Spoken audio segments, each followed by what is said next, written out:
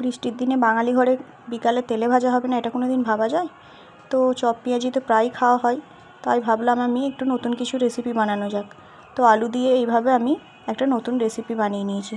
রেসিপিটা খেতে খুবই ভালো, বাড়িতে বাচ্চা থাকলে তো খুবই পছন্দ করবে এটা খেতে, তো বড়রাও এটা পছন্দ করবে। কিভাবে বানিয়েছি দেখে নিই।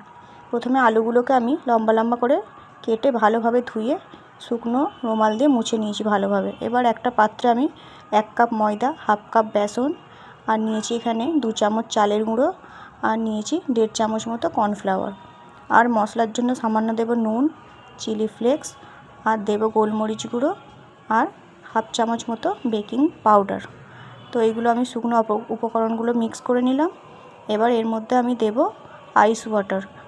যদি চিল ওয়াটার থাকে ঠান্ডা একদম ফ্রিজের জল, সেটাও দিতে পারেন, কিংবা 2 টুকরো বরফ ফেলে দিলে সেটা আরও ভালো হয়। কারণ এই ব্যাটারটা করতে করতে গরম হয়ে যাতে না যায়, তাই জন্য টুকরো এর মধ্যে বরফ ফেলে দিয়েছি। অন্যদিকে আমি এই ব্যাটারটা এর মধ্যে মাখিয়ে নেব, আর অন্যদিকে আমি তেল গরম হতে বসিয়ে দেবো, যাতে এই ব্যাটারটা গরম না হয়ে যায়। কারণ এটা মাখতে মাখতে যদি গরম হয়ে যায়, তেল গরম হতে হতে আবার ব্যাটারটা গরম হয়ে যাবে।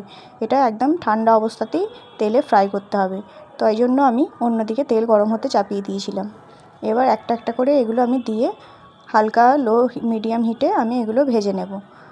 এগুলো জাস্ট হালকা কালার আসবে, আমি এইভাবে ভেজে তুলে নেব। আপনারা যদি এটা এখনই খেতে চান, তাহলে এটা হালকা করে ভেজে আবার ঠান্ডা হওয়ার পর ভেজে নিতে পারেন। আর যদি এটাকে ফ্রিজে সংরক্ষণ করতে চান, তাহলে এটাকে হালকাভাবে ভেজে আপনারা এটা তুলে রেখে দেবেন। দিয়ে ঠান্ডা হয়ে গেলে কোনো এয়ারটাইট কন্টেনার কিংবা জিপলক ব্যাগের মধ্যে ভরে এটা আপনারা ফ্রিজার করতে পারেন। যখন ইচ্ছা আবার মন হলে কিন্তু এটা ভেজে খেতে পারবেন। এটা অনেক দিন পর্যন্তই রেখে খাওয়া যাবে, যেমন ফ্রেঞ্চ ফ্রাইজ হয় সেরকমই। তো এইভাবে আমি হালকা করে ভেজে তুলে নিলাম। এবার আমি এগুলো সংরক্ষণ করিয়ে রাখবো, পরে যখন খাবার মন হবে আমি ভেজে খাবো। তো আমি এগুলো আবার ফ্রিজ থেকে বার করে এটা ভেজে নিচ্ছি। এবার লো টু মিডিয়াম হিটে এটা আমি ভেজে নেব। গোল্ডেন কালার আসা পর্যন্ত আমি এটাকে ভেজে নেব। দেখুন সুন্দর গোল্ডেন কালার চলে এসছে। এটাকে আমি এবার ভেজে নেব। এটা দারুণ ক্রিস্পি হয় উপরটা, এবং ভিতরে কিন্তু আলুটা আপনার সেদ্ধও হয়ে যাবে। তো এইভাবে আমি সুন্দর করে গোল্ডেন কালার এলে সবগুলো ভেজে তুলে নেব। এইভাবে আপনারা অনেকটা বাড়িতে বানিয়ে রেখে দিতে পারেন, যখন ইচ্ছা আপনারা ভেজে খেতে পারবেন। তো এইভাবে আমার সবগুলো ভাজা হয়ে গেছে। আমি আপনাদের দেখিয়ে দিই। এটা দেখুন ভিতরে আলুটাও কিন্তু সেদ্ধ হয়ে গেছে, আর এটার ওপরটাও কিন্তু ক্রিস্পি হয়েছে।